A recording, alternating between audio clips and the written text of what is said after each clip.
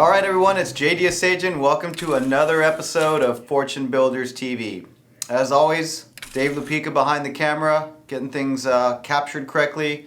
Got your main man, JD Asajan, in front of the camera today, and I wanted to take a moment to just remind you that the last couple of weeks we've been talking a little bit about success principles 2 weeks ago, and then last week we had a guest trainer on, Mr. John Servideo, talking about increasing your sphere of influence. So if you missed those shows, go back, check them out, watch, comment, learn, share them with other people to get more familiar with some ideas around those topics.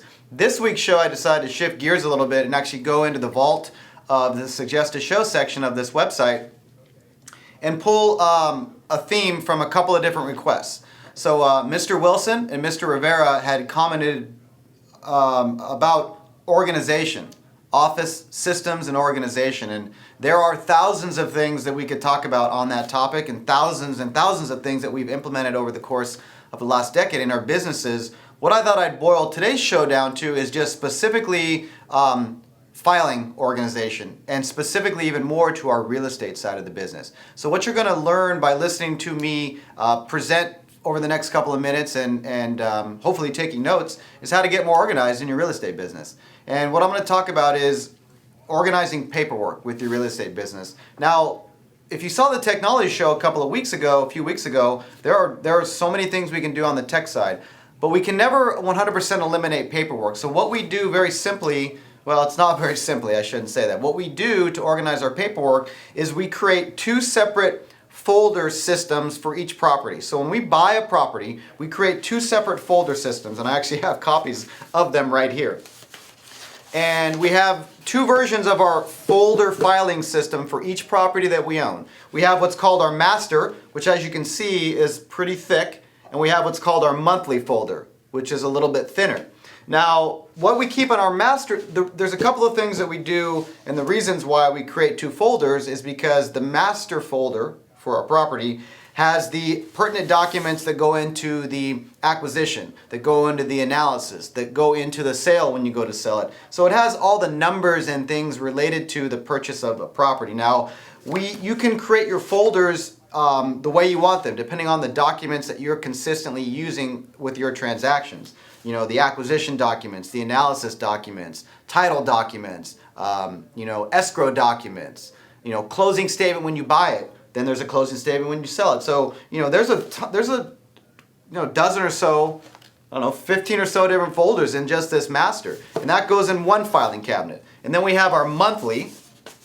And our monthly folder for that property, as you can see, is color-coded. And those are the folders that you're going to use more often during the course of owning that property, whether you're owning it for a rental or whether you're owning it and you're rehabbing it. And those have folders related to the monthly things, for example, utilities, water and sewer, electric, gas, any contractor documents that you're using, as you should be using in the rehab process. So the things that you would touch on that property on a monthly basis if you had a mortgage payment or if you had a payment to a hard money lender. And so you have two separate folders. The reason we've done this and the reason that we teach this this way within our mastery program is because it creates organization in your business. And for example, with relationship to the the master folder, this has some of the more personal information to the property that you may not want everyone in your office to see. And so you can keep this locked up separately. And then you have your assistant or your office intern or the person that you hire to do your monthly bills. And now you can keep that information and keep the business running in a separate filing cabinet, and they don't have to see all the personal information pertaining to that property. That's just one benefit to having these two folder systems set up for each property.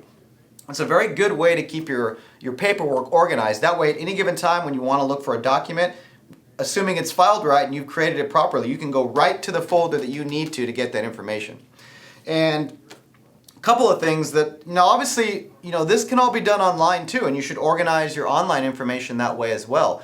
But at the end of the day, there's always going to be some element of paperwork. As you can see, it gets pretty thick, and depending on what state you're in, for example, we buy and sell a lot of property in California, and I'll tell you what, they use a lot of paper here in California. Their contracts are longer, their addendums are longer, and I try to not use paperwork when I can avoid it, but there's always going to be some amount of paperwork.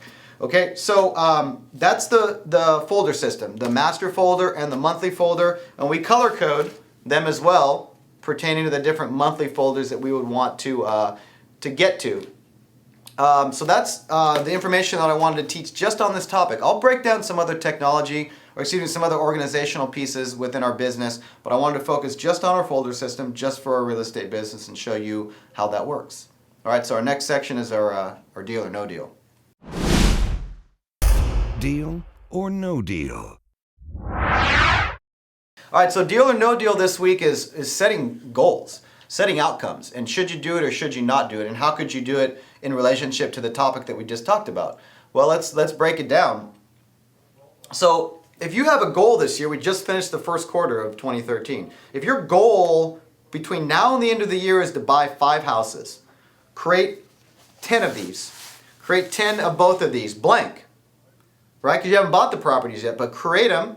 Don't create 5, let's create a stretch goal. Create 10 of them, print them out, have them ready to go, have them sitting blank in a filing cabinet, so that when you buy your next property, boom, you pick up your folder, you print a label, just like this right here. You print a little label, you get it done, and you save yourself, depending on how fast you can print stuff off the computer, hours sometimes. But what that does is it creates momentum towards your goal. So if your goal is like 10 houses before the end of the year, create 15 of these.